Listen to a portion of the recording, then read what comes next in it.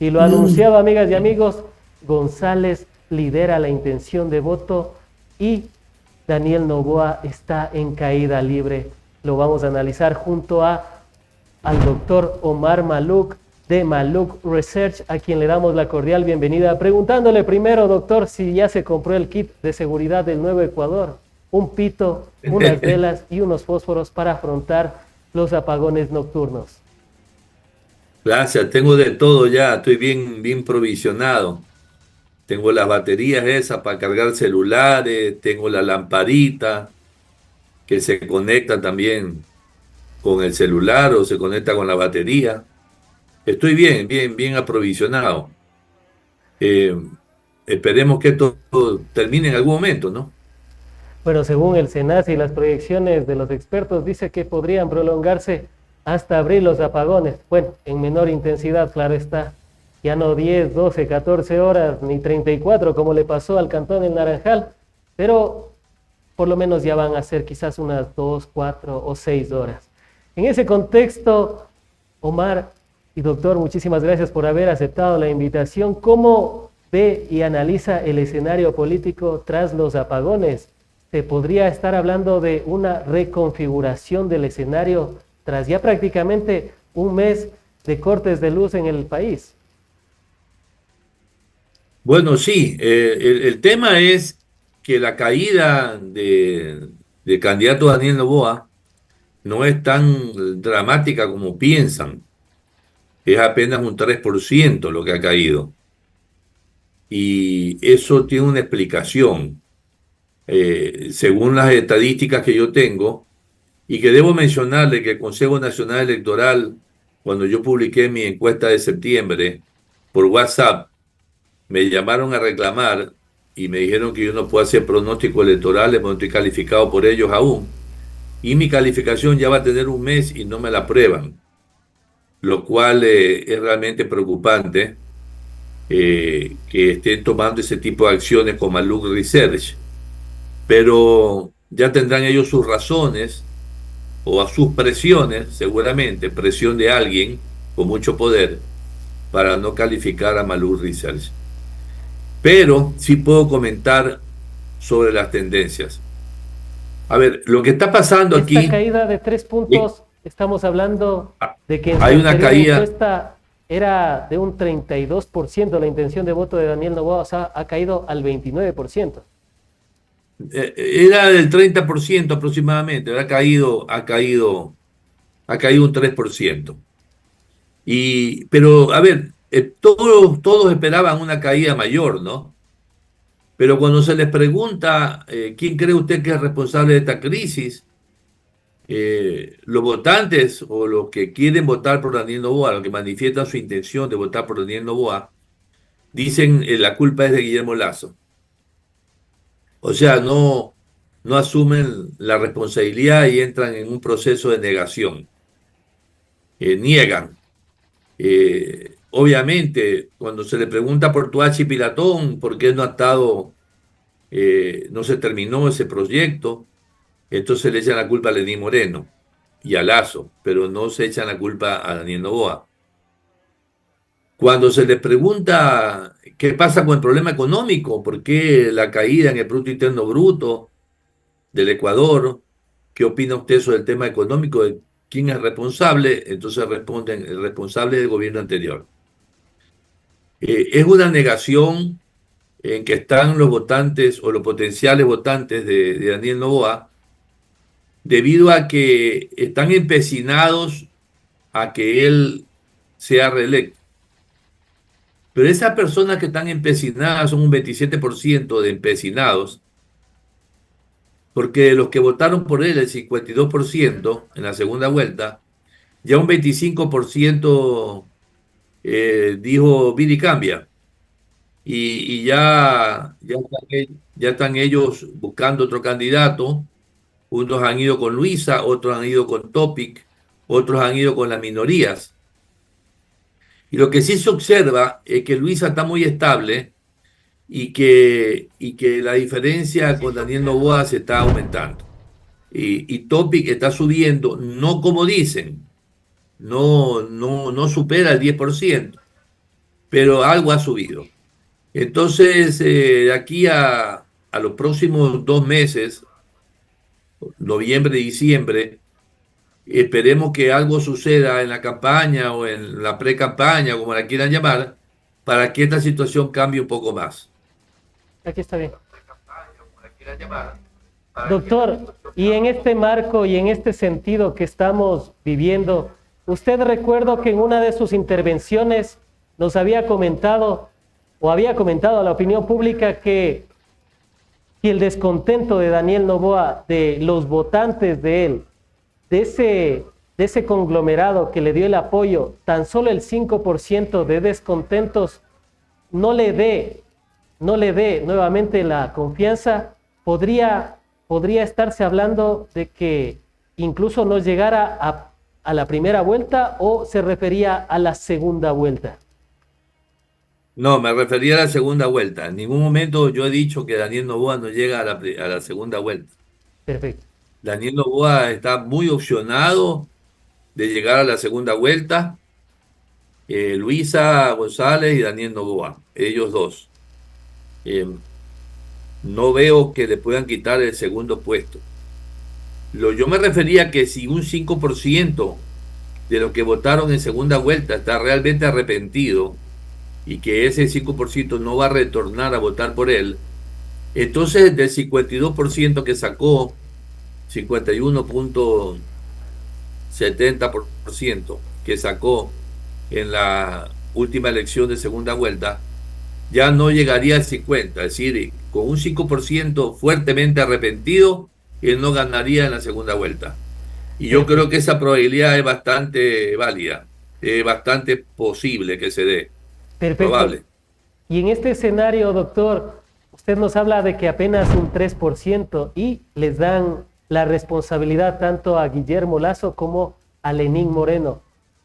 De igual manera, podría ser muy prematuro porque, bueno, un mes a oscuras, la economía ha bajado, algunos empresarios o de las pequeñas pymes, pequeñas y medianas empresas, están comenzando a cerrar sus locales, cerrar sus negocios. Prácticamente vamos a ser un país deprimido económicamente, crisis económica. ¿Cree que esto, que no parece ser que se va a solucionar mañana, sino que, como dijo el SENACE, podría llegar incluso hasta abril, esto podría ocasionar que Daniel Noboa pierda más puntos de aprobación y no llegue a una eventual segunda vuelta? Bueno, eso es probable, pero también depende de lo que haga Topic y de lo que hagan los demás candidatos.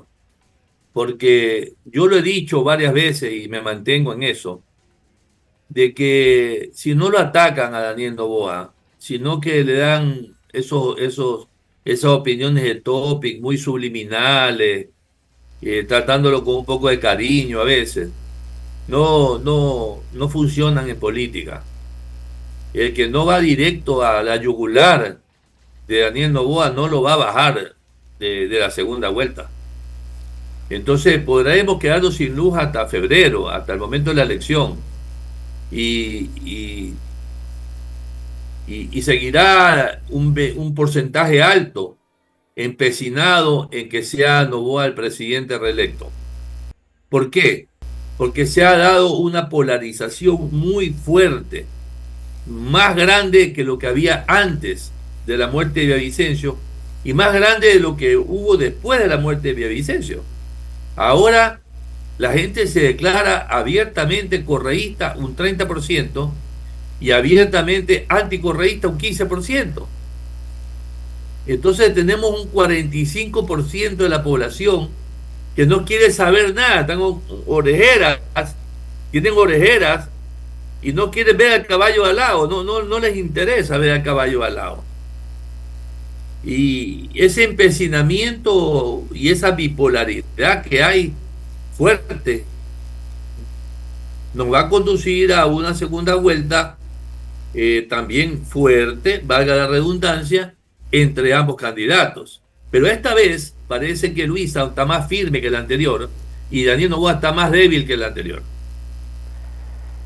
Antes de ir al análisis de Luisa González, de la candidata de la Revolución Ciudadana, en todo este escenario, y bueno, sorprende también, ¿no?, que ya un mes de apagones, comunicados tibios por parte del régimen de Daniel Noboa, entre un sinnúmero de medidas que no han sido la solución, como el tema de la barcaza que estaba parqueada en las esclusas al lado de una de las empresas de los Noboa, entre un sinnúmero de factores. Si es que se proyectara a un futuro, podría darse nuevamente el escenario de la vez pasada en la que vimos a un Daniel Noboa en las encuestas con a duras penas 1 hasta 3% de intención de voto, que sorprendió a todos y llegó a la segunda vuelta. Podría ser que eso pase nuevamente, y de ser así, estaríamos hablando de un outsider o de que cualquiera puede llegar a la segunda vuelta. No. El fenómeno de Herbas en la elección del anterior, cuando ganó Guillermo Lasso, fue que Javier Herbas tomó el 15% de votos de Álvaro Noboa, que lo habían descalificado. ¿Y por qué lo tomó Javier Herbas? Porque es empresario, agrícola, exportador, entonces era lo que más se parecía a un Álvaro Noboa en términos de ser empresario. Yo se lo dije a él cuando él muy amigablemente y muy cariñosamente, porque es un caballero, me invitó a Quito para conocerme, porque yo había proyectado ese potencial resultado de él. Y le dije, Javier, estos votos no son tuyos, son de Álvaro Noboa, pero él insistió en ser candidato y sacó menos del 1%. ¿Por qué se lo llevó Daniel? Porque con la muerte, con el debate, la gente lo visibilizó como el hijo de Álvaro Noboa. Antes del debate no lo habían visibilizado como el hijo de Álvaro Noboa. Y entonces él estaba como un Noboa más. Como Noboa hay muchos. Y cuando ya lo visibilizan como el hijo de Daniel Noboa, pega el salto hasta 11.5% en mis encuestas. Y luego, arregló seguido, viene la muerte de Villavicencio. Y todas las personas temerosas de la violencia y afectadas emocionalmente por este atentado, buscaron el perfil más bajo, el perfil más idóneo, la persona más tranquila, más callada, más silenciosa, aparentemente más prudente, y votaron por él, y llegó al 23%. Pero ¿qué sucede? Que fue totalmente lo contrario. Entonces, esas personas que votaron por él, del 52%, que votaron por él en segunda vuelta, un 25% ya se dio cuenta que no es ni tranquilo, ni tampoco es modesto, sino que es prepotente. Otros se han dado cuenta que es muy ambicioso, otros se han dado cuenta que es mentiroso, otros se han dado cuenta, etcétera. Por poner las características que la gente piensa, no las que pienso yo, las que piensa la gente. Entonces, ya ese Daniel Noboa ya no es el mismo. Pero de ahí a que vuelva a aparecer un outsider, como se dio en el caso de la muerte de Villavicencio, tendría que suceder un evento grave como el que sucedió con Villavicencio. Tendría que pasar algo extraordinario para que esa situación suceda.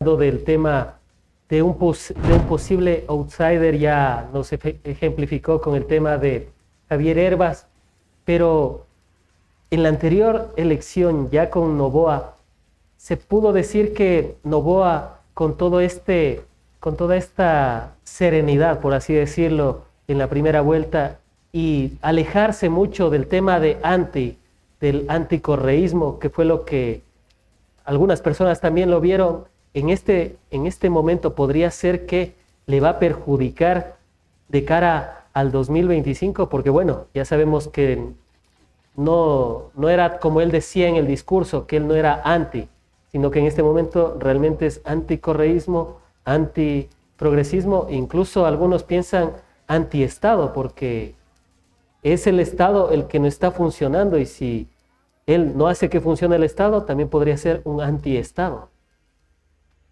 Daniel Noboa es anti todo, menos anti Noboa. Anti Noboa no es, porque él prefiere a su familia por encima de todo. A ver, ¿qué te puedo decir? Ya Daniel Noboa no es el candidato que aglutina mayorías, sino que aglutina minorías. Él ha aglutinado el anticorreísmo, ha capitalizado el anticorreísmo, es el paladín del anticorreísmo y la gente que odia a Correa vota por Noboa. Y la gente que odia a Correa, tú le dices, ¿por qué votas por Noboa? Porque es el único que lo puede parar a Correa. Así es sencillo. La gente no lo ve ni a Cucalón, ni a Topic, ni a nadie, a ninguno de los demás candidatos lo ven como el legítimo contradictor de Correa. Pero en segunda vuelta, cuando tienes que sumar un 22, 23 o 25% para ganar, ya le va a pasar cuenta. Se le va a pasar la cuenta porque esa gente no volverá a votar toda por él. Por eso vuelvo y repito, si del 25% que ya lo dejó, un 5% ya no vuelve más, él no ganaría en segunda vuelta. Al, al otro extremo, vamos a hablar de Luisa González, la Revolución Ciudadana, que parece seguirse consolidando con el 40% o un poco más. ¿A qué se debe esta confianza que le siguen depositando a la Revolución Ciudadana liderada por Luisa González? Bueno, a ver, uno de los efectos de la crisis energética es que mucha gente está diciendo esto no sucedía en la época de Correa. O sea, ahora estamos mejor. Él se preocupó por la hidroeléctrica, el gobierno critica que solamente fueron hidroeléctricas, pero dejó un plan de electricidad a largo plazo que no se ha cumplido. ¿Y quiénes no lo han cumplido? Moreno, Lazo y Noboa. Entonces la gente está con esa idea y eso ha fortalecido a Luisa González. Segundo, Luisa González está fortalecido por ella misma, por lo que ella es. Ella es una mujer muy positiva y muy perfeccionista. Eso es importante destacarlo. Y ese perfeccionismo que tiene ahora está haciendo que cometa pocos errores. En la primera campaña cometió errores, ahora ya no los está cometiendo y está sumando gente a sus filas. En mi última medición, por allá por septiembre, tenía un 39% y ha subido. Yo sí te puedo decir que ha subido. No te puedo dar el valor exacto porque el Consejo Nacional Electoral, por razones que no entiendo, no califica a Malú Riceres, a pesar de que hemos entregado todos los requisitos. Pienso que debe haber un bloqueo de aquellos a los que no les gustan las encuestas de Malú Riceres. Así de sencillo. Sin embargo, hay otras encuestadoras que ahora están apareciendo que ya la está poniendo a Luisa en primer puesto. Lo que significa que nosotros estábamos bien y lo que estaban mal eran los otros. Pero en todo caso, no puedo dar un dato en estos momentos sobre la intención de voto de Luisa González, ni de la de Ananín Noboa, porque el Consejo Electoral me llamó una señora, Sofía, y me dijo, usted está hablando de intención de voto y eso es una proyección, es un pronóstico. Le dije, discúlpeme, pero no es un pronóstico. Pronóstico es si yo le hago una tendencia y le digo cuánto va a estar después de 3 meses. Pero hablar de la intención de voto hoy no es un pronóstico, no me dijo ella. Eso es un pronóstico. Le dije, entonces usted sabe más que yo, señorita. Le agradezco muchísimo, pero yo ya no puedo hacer nada más. Si ustedes no me califican, pues quedará en su conciencia y en la de Diana Tamaín.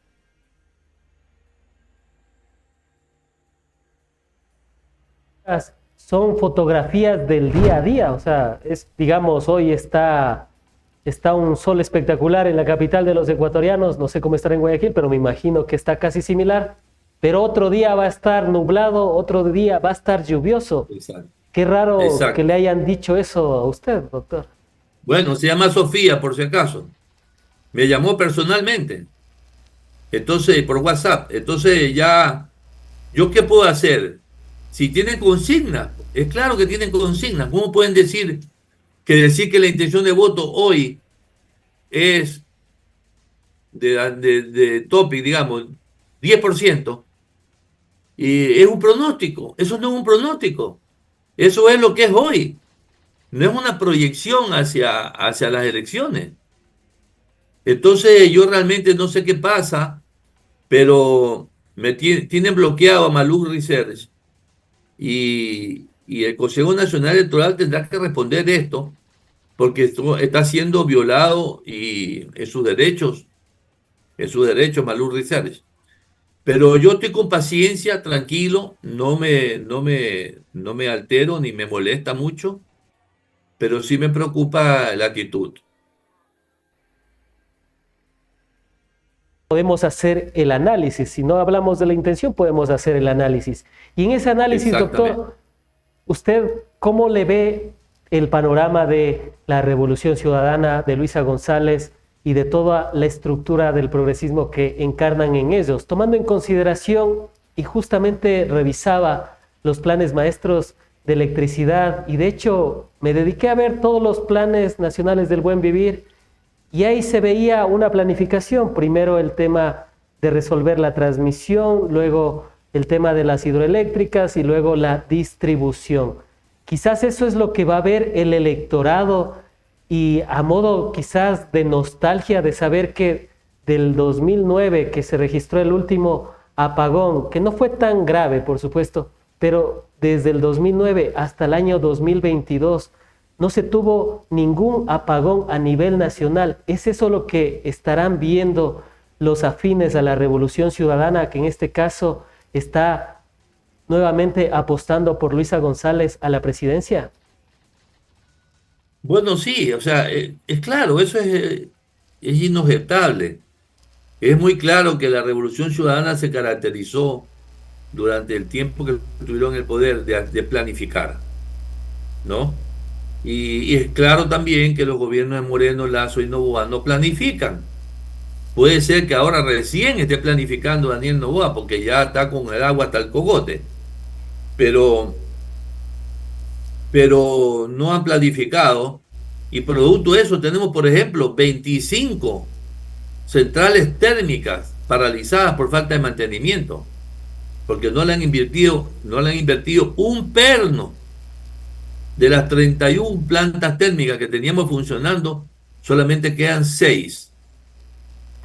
Y entonces eso sí, la gente sí lo sabe. Y si no lo sabe, lo percibe, ¿no?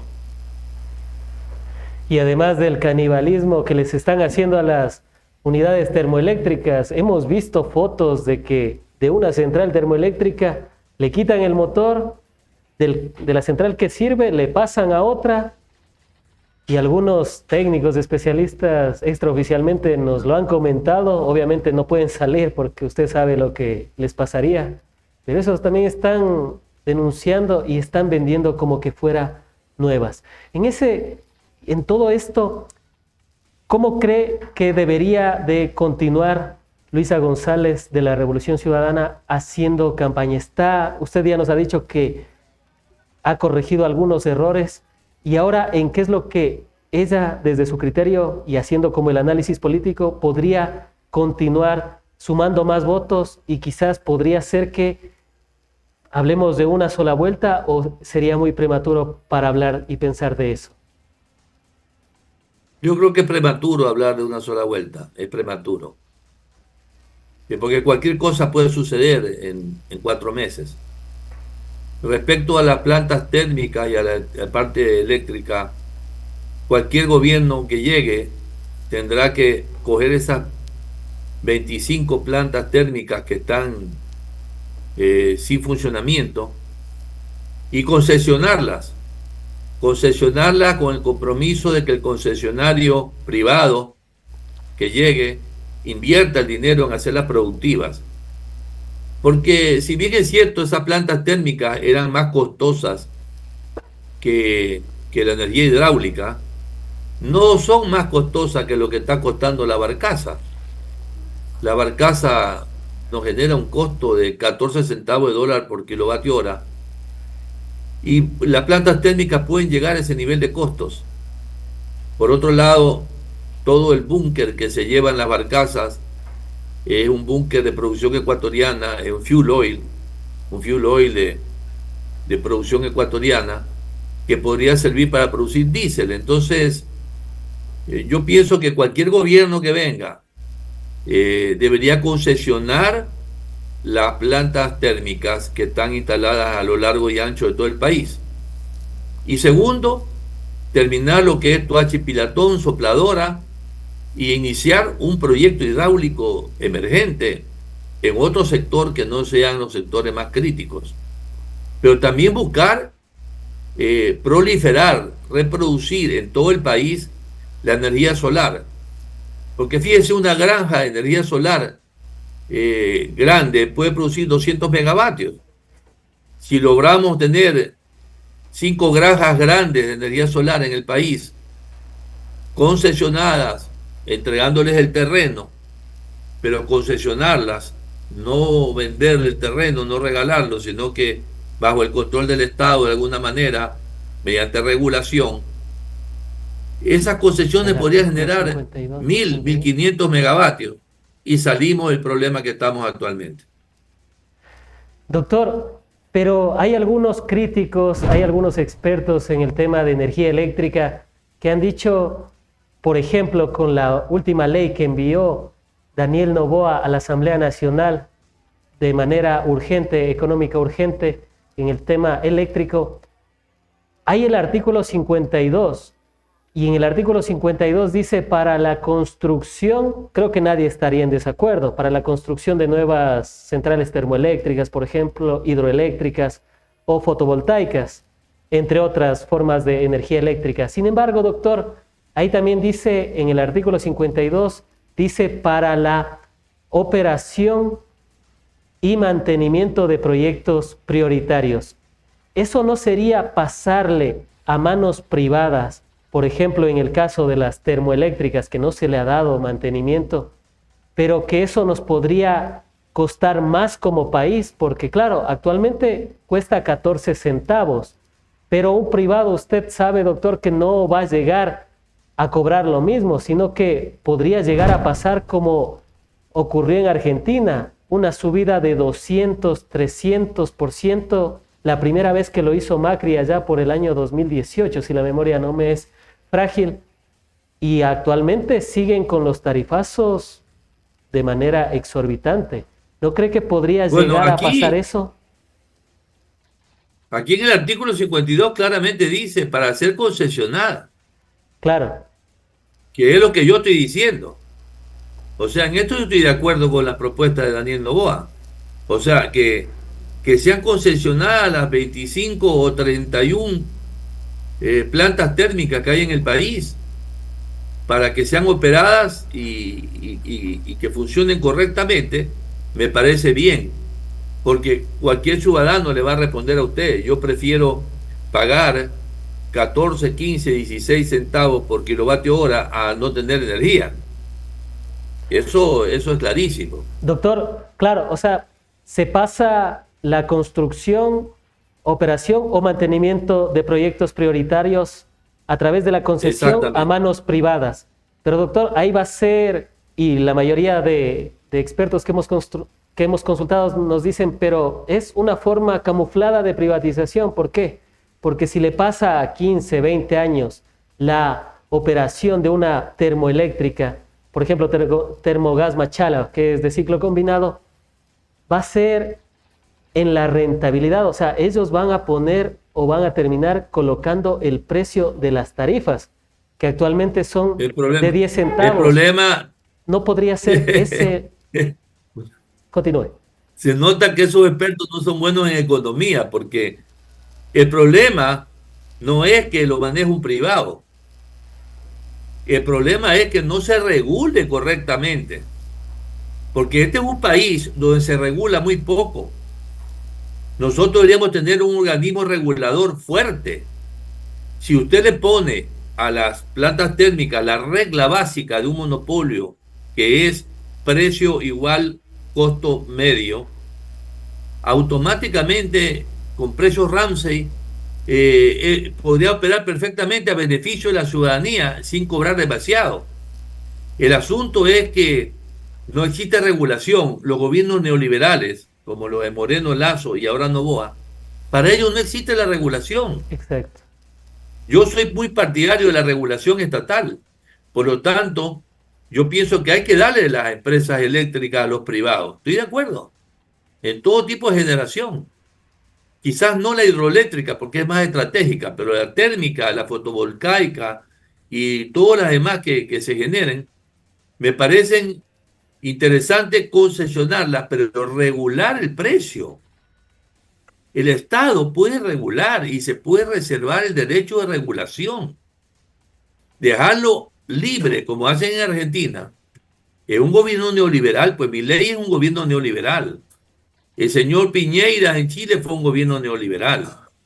No vamos a permitir que eso quede así. No vamos a permitir, el pueblo ecuatoriano no lo va a aceptar, de que el precio quede libre al albedrío del productor. Tiene que ser regulado. Justamente, y ahí va el clímax, porque incluso les hemos entrevistado, por ejemplo, a Jorge Peñafiel, que es de Construye, y él nos manifestó, el asambleísta Peñafiel nos manifestó que se debería de liberalizar el tema de los precios y también de sincerar los precios de las tarifas eléctricas. ¿Y sabe por qué le digo esto, doctor? Porque fue lo mismo que dijo Mauricio Macri en su momento en Argentina, habló de sincerar la economía y usted sabe lo que pasó después. Se liberalizó la economía y comenzaron los tarifazos de 200, 300. Tengo los últimos estudios que me dicen que la energía eléctrica desde entonces subió 9 veces al precio que había allá por el año 2018, más o menos. Pero actualmente en el Ecuador tenemos una discriminación de precios de segundo grado en las tarifas eléctricas. De tal manera que el que menos consume paga menos y a medida que va aumentando el consumo va pagando más. O sea, yo no le tengo miedo a eso que dice, porque eso no va a pasar en Ecuador. Eso habrá pasado en Argentina, pero en Ecuador es imposible, porque el SELEC tiene su plan tarifario, que es una discriminación de precios en segundo grado, en que a medida que va subiendo el consumo se va cobrando más. Pongamos la imagen Entonces yo realmente no le tengo miedo a eso. del A lo Expreso, que sí le tengo miedo es a que no haya luz. la que sube el 50%. Entonces, si hay que concesionar plantas térmicas y hay que concesionar plantas fotovoltaicas o energía solar, hay que hacerlo lo más pronto posible, porque en estos momentos tenemos un déficit de 1000 megavatios y el próximo año va a tener un déficit de 1300 megavatios y en el 2026 va a ser de 1500 megavatios. Entonces, no puede el Estado, con la situación que estamos en estos momentos, seguir pensando en que todo tiene que ser estatal. Eso por ningún motivo. Esto es una barbaridad, esa foto que usted me pone. Esta ministra realmente no es competente para este cargo. Ella no es experta en esto. Y eso que está diciendo de 50% más de lo que pagamos es un exabrupto de la ministra, porque ella no conoce bien el pliego tarifario que hay en el Ecuador. Pues esto es un error de ella. Y este es uno de los problemas que tiene el gobierno de Noboa, es poner ministros de su entorno familiar y de sus amigos de barrio, en vez de poner gente competente. Pues. Este país ha tenido un ministro de Energía como Gustavo Galindo. Este país ha tenido un vicepresidente que además fue ministro también como Parodi. No puede ser que pongan una ministra que no tiene nada que ver con los recursos naturales de la energía, con el manejo de la energía eléctrica, la pongan a manejar el tema del Ministerio de Recursos Naturales, ¿no? Pero bueno, ese es el problema que tenemos en Ecuador. Justamente Bien, era una de las inquietudes, doctor, porque la ministra anunciaba esto de aumentar al 50%, inclusive algunos de los trabajadores de las eléctricas nos han comentado extraoficialmente que ya tienen los nuevos tarifarios y que por eso se está adecuando todo como para ya llegar a este momento en el que la gente ya está molesta y para que puedan subir las tarifas y así pasarles a manos privadas a través de la concesión lo que ellos nos dicen, el negocio. Por eso era mi inquietud de la que le hacía a usted, doctor, y si de paso consideraba que esta es una crisis inducida porque desde el 2018 hasta la fecha no se invirtió un solo dólar. Tan solo vimos la inauguración de un poste de luz en la ciudad de Otavalo por parte de Guillermo Lasso en ese entonces, y una barcaza por parte de Daniel Noboa que no resuelve todo el tema de la crisis de energía eléctrica. O sea, también era la última inquietud en torno a este punto que es tan medular en estos momentos. Bueno, a ver, yo no creo que esto sea una crisis inducida por ningún motivo. Esta es una crisis de la naturaleza. Pero el problema es tener ministras o ministros incompetentes que no saben hacer las cosas. ¿Por qué no se preocupa la ministra de los 400 millones de dólares que mandaron a pagarle a los trabajadores del CENEL, del SELEC, que le mandaron a pagar a un juez? Porque nunca apelaron, ¿no? Nunca apelaron, y sucede que hay 400 millones que pagarles. Y esos 400 millones, el 14% se va a las arcas del CUT, la Central Única de Trabajadores. ¿Por qué no se preocupan por eso? Porque yo no me preocuparía, porque la tarifa, no hay subsidio. No me venga a mí a decir que hay tarifa con subsidio. Eso es falso. Yo pago aquí en una suite pequeña $85 mensuales y no me ha bajado el precio durante la crisis energética. Sigue siendo entre 80 y 90 dólares mensuales. Eso no es subsidio en ninguna parte del mundo, ni aquí, ni en la China, ni en la Conchinchina es subsidio. Entonces, hablar de subsidio es equivocado, porque tenemos una tarifa que crece con el consumo. Los pobres son subsidiados, claro, los muy pobres, los que consumen poco, pero los que consumen más pagan una tarifa alta. Le pongo un ejemplo, la barcaza. La barcaza cobra 14 centavos de dólar por kilovatio hora, ¿no? Claro, si comparamos el precio de la barcaza con lo que pagan los pobres, ahí hay un subsidio, pero un subsidio frente a un arriendo de prematuro y de última instancia, que ya no nos queda otra cosa que arrendar la barcaza. Si usted le pregunta a los ecuatorianos en este momento si deberíamos arrendar 2 barcazas más, te van a decir que bueno, porque la gente no quiere estar a oscuras. Claro. La gente quiere tener luz, quiere tener energía. Entonces, hablar de esta manera, como habla la ministra, realmente esta señora no está competente para ese cargo. Y cerramos con esto también a propósito de los 3 meses que dijo el régimen de Daniel Noboa que va a dejar de cobrar por las personas que consuman hasta 180 kilovatios hora. Y de ahí van a venir nuevos tarifarios, van a venir nuevos precios y demás. Doctor, ¿cómo analizar esta propuesta justamente que va a ser aplicada en diciembre, enero y febrero? Si la memoria también no me es a veces un poco cruel, pero va a ser de 3 meses. ¿Cómo calificarla o cómo analizarla? Es una propuesta populista, esa es una propuesta para la campaña política. No, nadie con sentido común, lógica y razonamiento elemental puede pensar que eso le salió del alma. Eso es una campaña política. Eso me hace acordar a Alvarito cuando regalaba colchones, ¿no? Más o menos lo mismo. Y bueno, esas han sido las palabras y apreciaciones del doctor Omar Maluk Salem en torno a la contienda política y cómo se podría estar reconfigurando tras los apagones, y si es que se reconfigura más que todo. Vamos a la siguiente parte con el doctor Omar Maluk Salem de la encuestadora Maluk Research, y también abordando con lo que nos dijo antes. Y bueno, producción me confirmó si podemos abordar el tema de cara a la Asamblea Nacional. Si usted nos confirma para continuar con ese tema ya para las propuestas de cara a la Asamblea. Sí, bueno, yo estoy de candidato por el Distrito 3 de Guayaquil, de Perfecto. Guayas. Queríamos la confirmación nada más.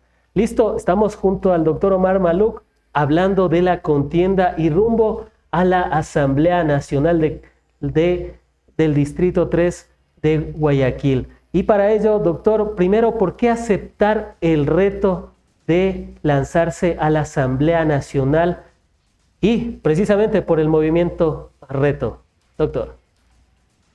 Muchas gracias por la pregunta. Bueno, yo siempre he criticado a los asambleístas que no hacen su labor. Me llama el alcalde de Guayaquil y me dice, queremos que seas candidato por Reto 33. Y yo le dije que bueno, porque en el fondo había una alianza con RC5, pero la alianza no se dio en Guayas. En Guayas mi principal rival es RC5. Es una cosa, una ironía, pero así es. Reto 33 no tiene candidato a la presidencia ni tiene candidato a la Asamblea Nacional, solamente tiene candidato a nivel de asambleístas provinciales. Entonces, en la lista 33, que es la que me toca a mí, que estoy primero, yo estoy haciendo alguna serie de propuestas de ley que estoy midiendo lo que la ciudadanía piensa, ¿no? Y acabo de hacer una propuesta sobre educación a distancia. Yo pienso que, yo pienso que ya debemos pasar a un sistema de blended learning, o sea, híbrido, en que solamente hayan clases 3 días a la semana en colegios y universidades y el resto, el 50%, sea clases digitales o virtuales. Con eso minimizamos el problema de la inseguridad, con eso maximizamos los cupos, porque los que no tienen cupo en las universidades en estos momentos o en los colegios, al haber 3 días más, que son martes, jueves y viernes, martes, jueves y sábado, lunes, miércoles y viernes, los que tienen cupo, y martes, jueves y sábado, los que se quedaron fuera, se duplicaría la cantidad de cupos y pasaríamos una educación a nivel nacional, 50% física y 50% virtual, lo que le va a permitir a los jóvenes hacer más deporte, hacer más investigación, estudiar más en su casa, minimizar los impactos de la delincuencia y aumentamos los cupos. Esto le ha gustado a muchos. Yo te digo que tengo como 15.000 repeticiones en TikTok y me parece muy bueno. Lo que estoy haciendo es midiendo la sensibilidad de la gente y esta es la propuesta que más les ha gustado de todas las que he realizado, ¿no? Pero, ¿qué te digo? Es difícil llegar porque va a haber una plancha muy fuerte de la Revolución Ciudadana y una plancha muy fuerte de ADN 7 y encima viene Topi con Suma 23. Entonces, de los 6 cupos que hay en el Distrito 3, me tocaría a mí pelear el residuo, el saldo final, para ver si puedo entrar o no puedo entrar. El Distrito 3, te recuerdo, están Urdesa, Miraflores, Seibo, Vía la Costa, Kennedy, Garzota, Alborada, Sauces, Durán, Playas, Punay y Tenguel, y el centro de Guayaquil. Pero yo dije que sí, porque me paso la vida criticando, pero nunca pongo el pecho a las balas. Y yo dije, bueno, aunque mis probabilidades son bajas, le voy a poner esta vez el pecho a las balas.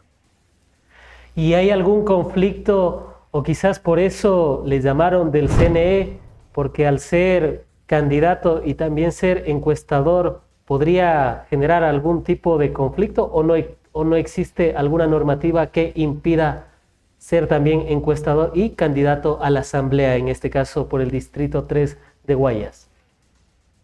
No, el encuestador no puede tener una afiliación política ni una actividad política, pero yo no soy el encuestador es Maluk Research, que es una compañía cuya gerente es mi hija Silvia Maluk, y ella es una PhD graduada en Inglaterra y es una profesional con mucha ética y valores y no se va a prestar para ninguna cosa que no sea correcta. Entonces yo no veo un conflicto de intereses, porque primero, el conflicto de intereses habría si yo me encuesto a mí mismo, cosa que no lo voy a hacer. Pero si yo encuesto a los candidatos a la presidencia, no hay ningún conflicto de intereses, porque Reto 33 no tiene candidato a la presidencia. Perfecto.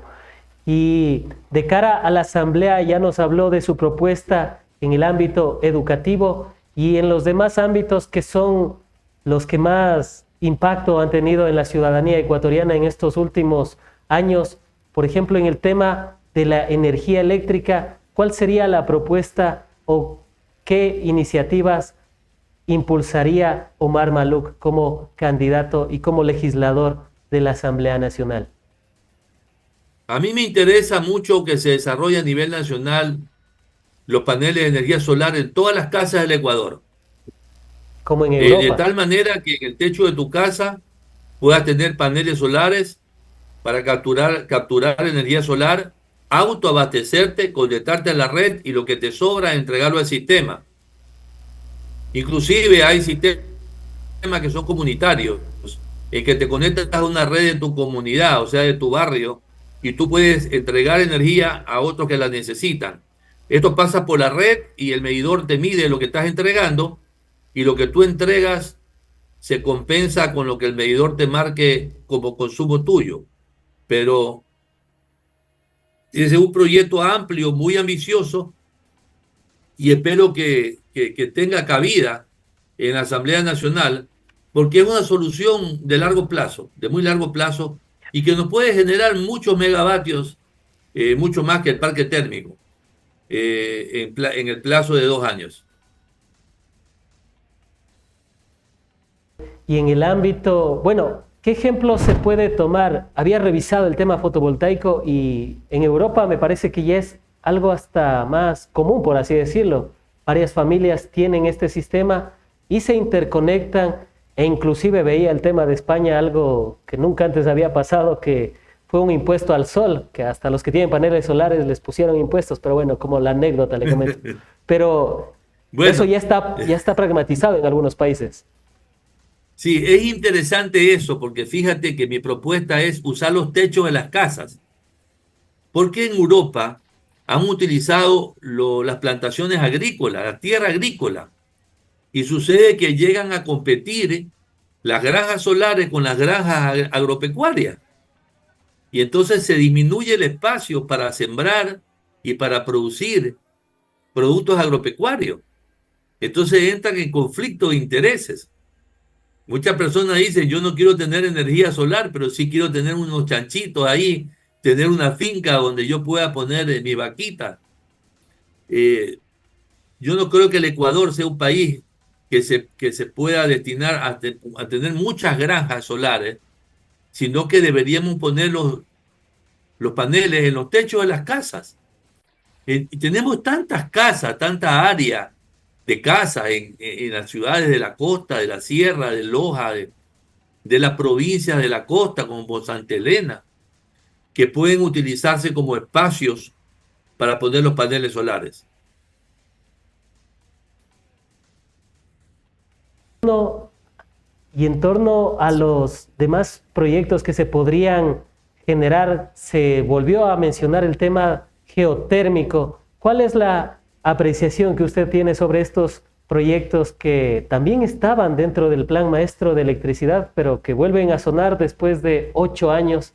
Y uno de ellos, por ejemplo, en Chachimbiro, también podría ser una de las medidas, no quizás a corto y mediano plazo, sino a largo plazo para la autosostenibilidad del sistema eléctrico del país. Pero claro que sí, Ecuador es un país volcánico, tenemos mucha energía en el subsuelo, tenemos mucha energía, así como tenemos mucho petróleo, también tenemos mucha energía. Y en la cercanía de los volcanes, si se hacen perforaciones para capturar esa energía geotérmica, pienso que podríamos generar una buena cantidad de energía propia, ¿no? Es una buena idea y había que explorarlo, así como también la explotación del gas en el Golfo, que se quedó el proyecto a medio camino. Apenas, apenas el gas en el Golfo de Guayaquil alcanza para arrancar la misma planta generadora, entonces no es suficiente. Pero tenemos que buscar todas las formas de energía, como lo tiene Loja con un parque eólico. Si bien es cierto, la energía eólica no es muy eficiente, pero hay ciertos sectores del país donde hay mucho viento, como el caso de la península de Santa Elena, por ejemplo, y algunas partes en Manabí, donde se podría producir energía eólica de manera eficiente. Abordar otro de los temas, bueno, tenemos varias crisis en el país, pero sin duda alguna las principales actualmente son el tema de la energía eléctrica y también el tema de la seguridad. En torno al tema de la seguridad, ¿cuál sería la propuesta o si es que van en bloque, ¿cuál sería la propuesta de reto para afrontar el tema de la grave inseguridad que vivimos actualmente en el país? Tomando en consideración que ya se hizo una consulta popular, incluso se incluyó el tema de la extradición. Hasta el día de hoy no sabemos en qué nos ha ayudado, pero ahí está el tema de la extradición, entre otras medidas como endurecer las penas y demás. ¿Cuál es su visión y propuesta como de cara a la Asamblea del 2025? Bueno, yo primeramente no puedo opinar en nombre del reto. Yo soy una persona que es candidata, pero no soy afiliado al partido ni formo parte de la directiva del partido. Yo soy simplemente un candidato a la Asamblea. Pero sí le puedo decir mi opinión personal. Cuando yo era pequeño, yo andaba por los barrios. Yo era esos muchachos que jugaba pelota en los barrios y me desaparecía 20, 30 cuadras de mi casa. Y nunca tuve problema porque siempre había un policía de barrio.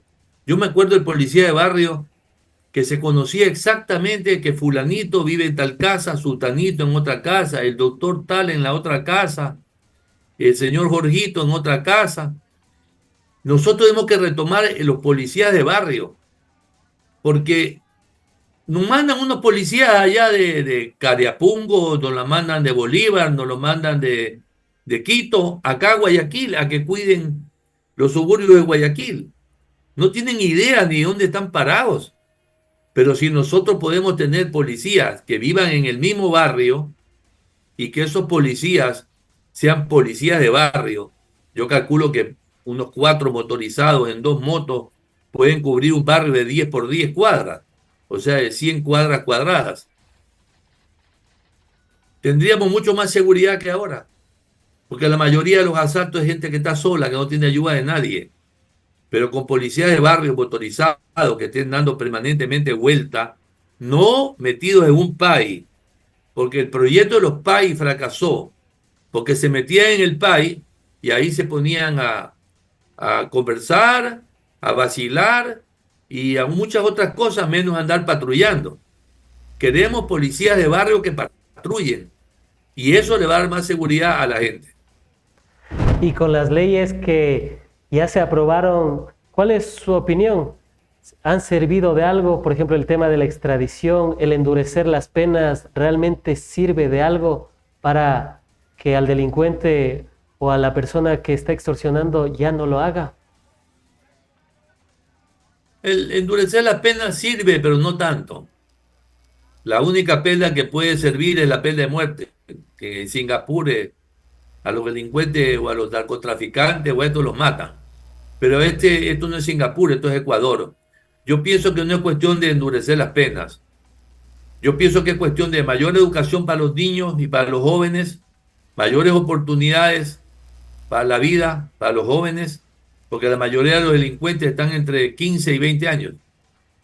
Y pienso que es cuestión de ética y de moral de los policías, que estén bien formados en lo moral, que sean hombres de bien, en defensa de su patria, y bien pagados. Entonces, yo no me voy por el aumento de las penas ni nada de eso, me voy es por el tema de formar mejores hombres para el país. Antes de finalizar con el programa y agradeciéndole por haber estado aquí en el espacio, sabemos que estuvimos 2 semanas intentando por el tema de los apagones, no se pudo concretar sino hasta el día de hoy, pero para ustedes, amigas y amigos que nos ven a través de sus teléfonos inteligentes, tablets y demás recursos tecnológicos y que nos pidieron entrevistar nuevamente al doctor Omar Maluk, hoy lo hemos cumplido. Como siempre, en retrospectiva y en la otra verdad, cumplimos lo que ofrecemos. Doctor, antes de finalizar, un mensaje para quienes nos ven precisamente a través de sus teléfonos inteligentes, tablets y demás recursos tecnológicos, indicándoles también el distrito por el cual se va a lanzar a la Asamblea Nacional. Yo realmente no puedo hacer campaña política, o sea, no voy a hacer ninguna campaña política. Lo que yo sí le digo, soy candidato por el distrito 3 de Guayaquil, por Reto 33, pero no estoy pidiendo el voto ni nada de eso. Simplemente lo que estoy haciendo son proyectos de ley para que las personas conozcan a Omar Maluk, cómo piensa. Pero sí les quiero pedir que tengan paciencia, tranquilidad. Los estados de ánimo están muy bajos. Hay que ser resiliente, levantar el ánimo, ser un poco más optimista. Se vienen elecciones en febrero y esto va a cambiar. El país va a ser otro después de esas elecciones. Este nuevo Ecuador ya será viejo. En el momento de las elecciones ya es un viejo Ecuador. Y ahí hay que tomar decisiones hacia futuro. Y qué mejor decisión que con el voto, ¿no? Eso es Han, todo. Muchas gracias. han sido las apreciaciones del doctor Omar Maluk Salem de la encuestadora Maluk Research, a quien agradecemos por haber estado en el espacio, seguros de contar con sus análisis en futuros programas de La Otra Verdad, transmitido a través de En Retrospectiva. Muchas gracias. Saludos. Con ustedes, amigas y amigos, antes de finalizar con el programa, no sin antes agradecerles, vamos a leer algunos de los comentarios que nos han llegado a través de YouTube. Hemos tenido una amplia sintonía, muchísimas gracias. Este programa es por y para ustedes. Cerca de 400 conectados en vivo y en directo en YouTube. En Facebook estamos con cerca de 200. Muchísimas gracias por esa amplia sintonía. Ahí pueden apreciar algunos de los comentarios que tenemos el día de hoy. Vamos a leer algunos de los mismos lo antes posible, desde abajo hacia arriba, como siempre nos lo recomienda la producción. Alex González nos dice: duela a quien duela, Luisa Presidenta. Revolución Ciudadana. Wilton Bravo: Luisa Presidenta para recuperar el país. Gaby García: Dios bendiga al doctor Maluk y logre estar en la asamblea, es un gran personaje. Santa Isabel Alcíbar: excelente entrevistado, doctor Maluk. Juan Mendoza: toda mi familia votaremos por Luisa, está decidido. Carmita García: saludos ingeniero Omar Maluk, votaré por la RC, pero me encanta la propuesta sobre la educación, porque los estudiantes no se quedarían sin prepararse y a la vez habrían más seguridad para los jóvenes. Interesante la propuesta de Omar Maluk en torno a la educación. Si no la vieron de manera completa, pueden ingresar a alguna de sus páginas y verla más a profundidad. Vladimir Viteri: buenas tardes. Luisa González: presidenta, vamos a Ecuador, nosotros somos más inteligentes y pensantes, ya tenemos una mujer presidenta en México, Claudia Sheinbaum, ahora toca aquí en nuestro hermoso Ecuador. René Urgiles nos dice: aquí en Estados Unidos ahora la mayoría están optando por los paneles solares, el gobierno les subsidia con los gastos y además el restante de energía le vende al gobierno. Interesante también las propuestas en torno a la energía eléctrica. Vamos a seguir con algunos más. Vamos a ver dónde estamos, si podemos, me parece que ya no nos da el chat de aquí del YouTube del que tenemos aquí a la mano. Vamos a ver si lo leemos desde el teléfono, siempre resolviendo, ya saben, amigas y amigos. Coméntenos antes de finalizar, estamos en la parte de comentarios. Vamos a incluir este segmento previo a las entrevistas también para que ustedes puedan darnos su opinión previo a la misma e incluirles los temas o las preguntas a nuestros entrevistados. Vamos a ver, lastimosamente no me aparecen los anteriores. Perfecto, aquí están los últimos y vamos a leer los que alcancemos también, por supuesto. Candy Pug, buenos. Iderecio Alberca: Maluk, eres grande, nos dice. Excelente entrevista con el doctor Omar Maluk. Berta Marina Obaco Arias nos ha comentado: muchísimas gracias por haber estado en sintonía de este bellísimo canal. Recuerden seguirnos a través de En Retrospectiva. Estamos en YouTube, estamos en Facebook, estamos en TikTok, estamos en Twitter, estamos en Instagram. Estamos con todos los juguetes a su disposición de sus teléfonos inteligentes, tablets, Smart TVs y demás recursos tecnológicos. Antes de finalizar, recuerden que la comunicación es más que un derecho y que en tiempos de engaño universal, decir la verdad se convierte en un acto revolucionario, como lo diría George Orwell. Hasta una próxima oportunidad.